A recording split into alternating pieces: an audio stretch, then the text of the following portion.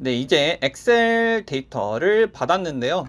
먼저 XPS는 0부터 1400 일렉트론 볼트까지 이 레이저를 쫙 쏴가지고 전체적인 이 픽 데이터를 얻습니다.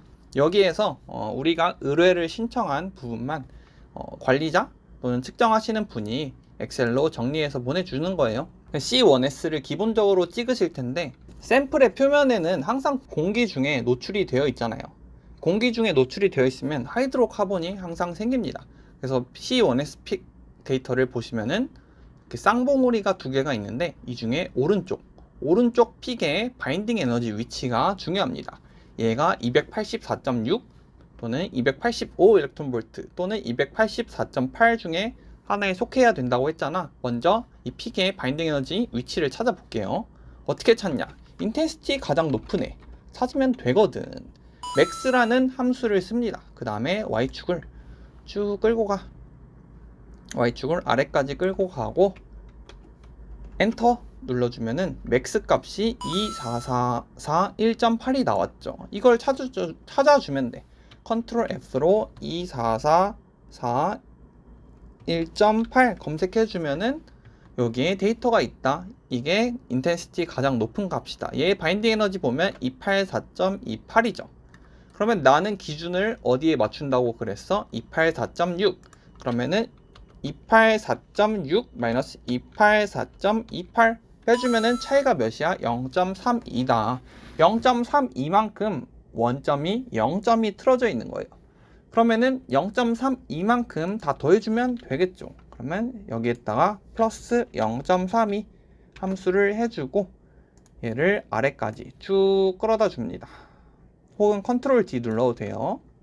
그러면 여기에 284.6이라는 이 픽의 위치, 가장 인텐시티가 높은 픽의 위치가 284.6이 됐죠. 이렇게 이러면 칼리브레이션이 된 겁니다. 근데 우리가 보통 C1S는 논문에 잘 첨부를 안 해. 저 같은 경우는 주로 하프늄 옥사이드를 넣는데 HF4F 픽을 찍었습니다. 얘도 마찬가지로 칼리브레이션을 하는 거야. 근데 우리가 아까 뭐라 그랬어? 0부터 1400까지 한번 쫙 찍는다 그랬지. 그러면 C1S 픽이 어긋나 있으면 다른 애들도 같이 0점이 어긋나 있는 거야. 얼마만큼? 0.32만큼. 그러면 HF4F로 가서 이 X축 바인딩 에너지에다가 마찬가지로 플러스 0.32를 더해줍니다. 만약에 0점이 0.5만큼 틀어져 있었다면은 여기에다도 0.5만큼 더해주는 게 맞겠죠.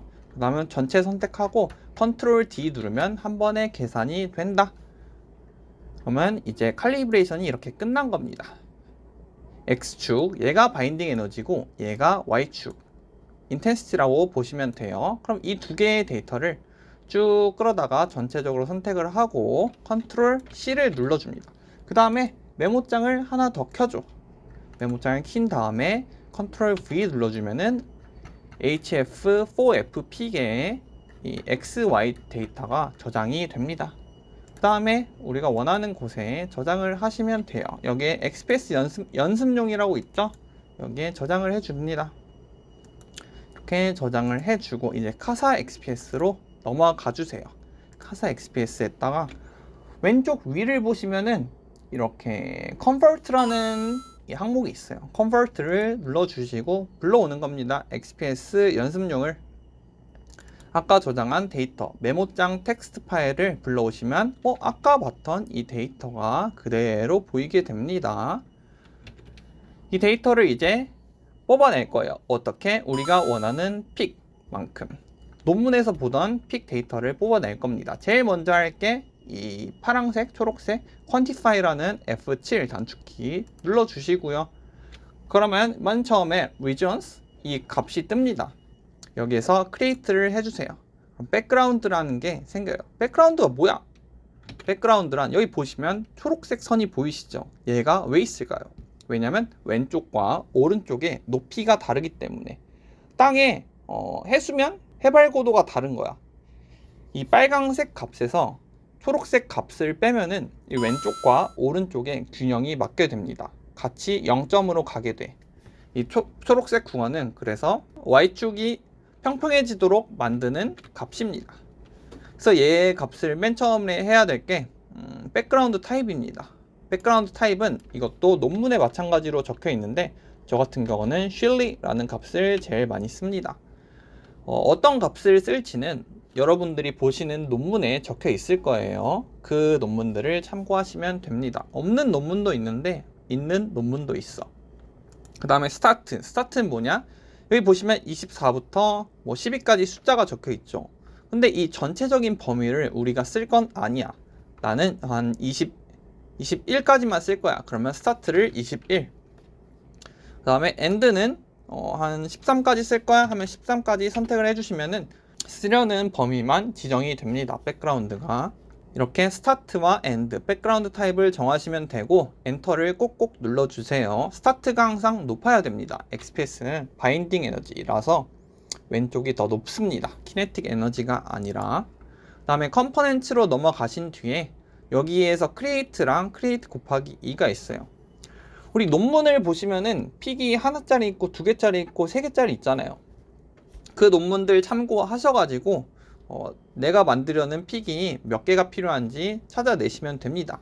이 하프늄 옥사이드 픽의 경우에는 2개가 있어야 맞아요. 그래서 픽을 2개 만들 겁니다. 크리에이트를 한 번 누르면은 픽이 하나가 생겨요. 픽이 하나가 생깁니다. 뭐 커트를 누르면 지워지고 크리에이트 곱하기 2를 누르면 픽이 2개가 생깁니다. 이렇게 하나, 둘, 2개가 생겼어요. 크리에이트는 픽 하나 만들기, 크리에이트 곱하기 2는 픽 2개 만들기. 그래서 저는 픽이 2개만 필요하기 때문에 2개만 만들겠습니다. 그 다음 픽 하나를 대략적으로 원하는 위치에 놔둬주세요. 이렇게 픽 모양에 맞춰가지고 빨강색 선에 맞춰가지고 맨 윗부분에 끌어당기시면 돼요. 대략적으로 뭐 정확히 맞출 필요 없어요. 일단은. 그 다음에 라인 쉐이프를 정해야 됩니다. 라인 쉐이프 같은 경우도 논문에 다 나와 있는데 저 같은 경우는 GL30을 많이 씁니다. GL30 쳐주고 엔터 누르고 그 다음에 이 라인 쉐이프까지만 설정을 하셨다면은 일단 Fit Component라는 버튼을 눌러줍시다. 그러면은 이 컴퓨터, 이 카사 XPS의 AI가 자동으로 그래프 모양에 맞게 계산을 해줘요. 이렇게 Fit Components를 누르다 보면은 절대 움직이질 않아. 그러면은 뭐 벌써 XPS 데이터가 완성이 된 거죠. 여기에서 잠깐 설명을 드리자면은 에어리아 같은 경우는 넓이입니다. 이 그래프의 넓이가 커질수록 높이가 커져요. 이 픽에. 예를 들어 얘를 한번 19,000 정도로 19만 정도 높여볼까? 그러면 왼쪽 빨강색 보시면 좀 더 커졌습니다. 그쵸? 좀 더 커졌어. FWHM 반치폭 같은 경우에는 커질수록 뚱뚱해집니다. 3을 하면은 쫙 퍼졌어. 그치? 쫙 퍼졌어. 쫙 퍼졌어. 반대로 0.5 정도로 하면은 얄쌍해집니다. 얄쌍해졌어. 얘는 얼마나 그래프가 좀 퍼졌는지 또는 얄쌍한지로 측정을 합니다. 그리고 이 포지션 같은 경우는 인텐시티가 가장 높은 픽의 위치, 바인딩 에너지의 위치를 정합니다. 지금은 18.477인데 한 19 정도로 하면은 진짜 19로 갑니다. 19로 움직인다. 이런 식으로 에어리어랑 FWHM 그리고 포지션까지 설정이 가능합니다. 여기에서 뭐 컴퓨터가 계산해준 값이 잘 맞으면 Fit Component 해주세요. 그럼 다시 컴퓨터가 계산한 값으로 돌아갑니다. 가끔 가다가 컴퓨터가 계산한 값이랑 내가 원하는 그래프랑 달라질 수가 있어. 이때는 이 Area랑 FWHM 그리고 포지션을 설정하셔가지고 내가 원하는 그래프를 만드시면 됩니다. 이렇게 그래프를 만들었으면은 추출해줍니다. 어떻게? 보시면은 Save Tab ASCII to Clipboard라는 값이 있는데 얘를 이제 Copy All to Clipboard를 눌러주세요. 하면 이 전체적인 데이터가 저장이 됩니다. 그 다음에 엑셀로 다시 와가지고 엑셀 한 아무데나 붙여 넣으세요. 붙여 넣으면은 이 그래프 값들이 다 저장이 됩니다. 여기 보시면은 BE, KE 있잖아요. 얘는 키네틱 에너지고 얘는 바인딩 에너지입니다. 우리가 필요한 건 뭐야? 바인딩 에너지야. 바인딩 에너지의 X축이고 그 다음에 여러 개의 Y축, Y축 하나, Y축 둘, Y축 셋, Y축 넷, Y축 5개의 값이 있습니다. 분명 나는 픽을 2개 만들었는데 왜 5개 나기도 할까? 그 이유는 이렇습니다. 먼저 A 보시면 A가 survey라고 적혀 있죠. 그러면 survey 1이 여기서 얘가 A 픽이야. A 픽. 그다음에 survey 2는 얘 B 픽이야. B 픽.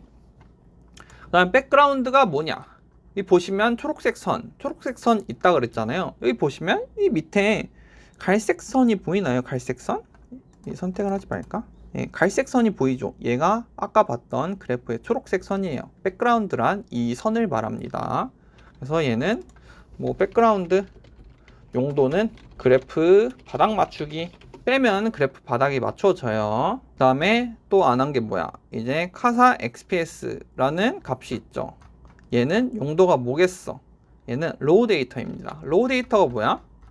그냥 실험값. 빨강색 선 보면은 진짜 실험값이거든요. 실험값, 로우 데이터. 아무것도 가하지 않았다.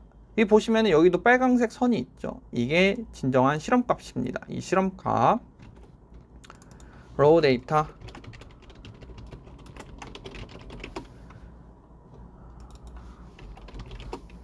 그리고 이 백그라운드 알려드렸고, 그 다음에 envelope이란 값이 있는데 얘는 A랑 B 픽의 합입니다. A 플러스 B 픽의 합이라고 보시면 돼요.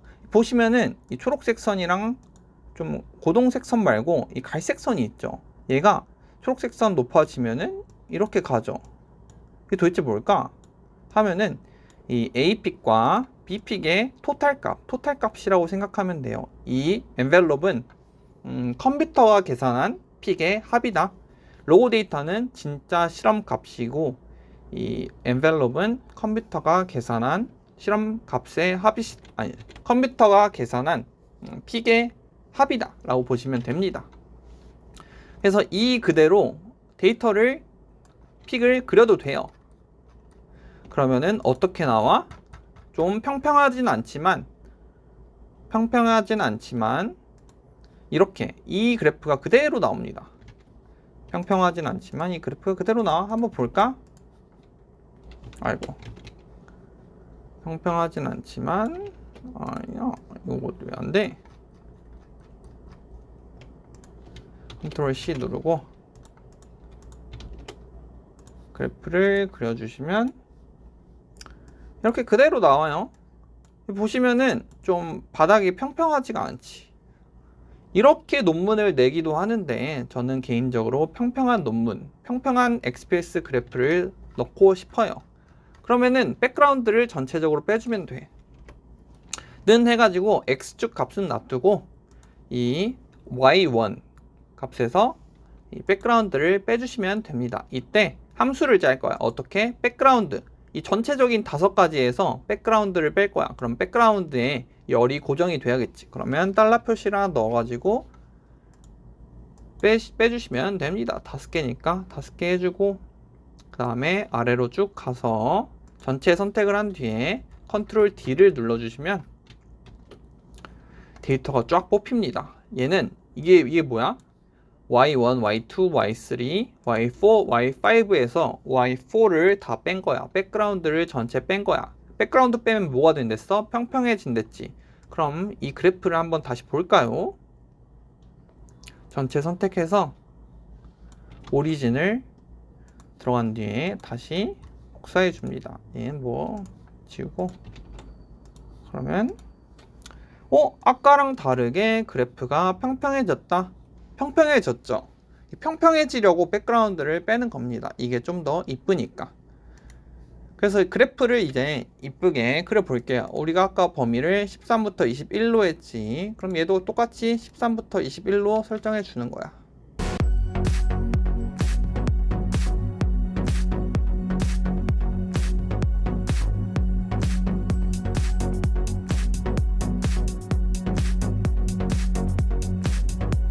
이렇게 하면은 우리가 논문 속에서 보던 값이 돼버렸다. 컨트롤 C.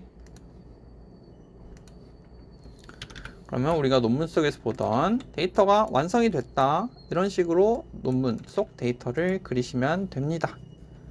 자, 여기까지가 이 컴퓨터가 잘 계산했을 때, 컴퓨터가 내가 원하는 그래프를 그대로 갖다 줬을 때 사례입니다.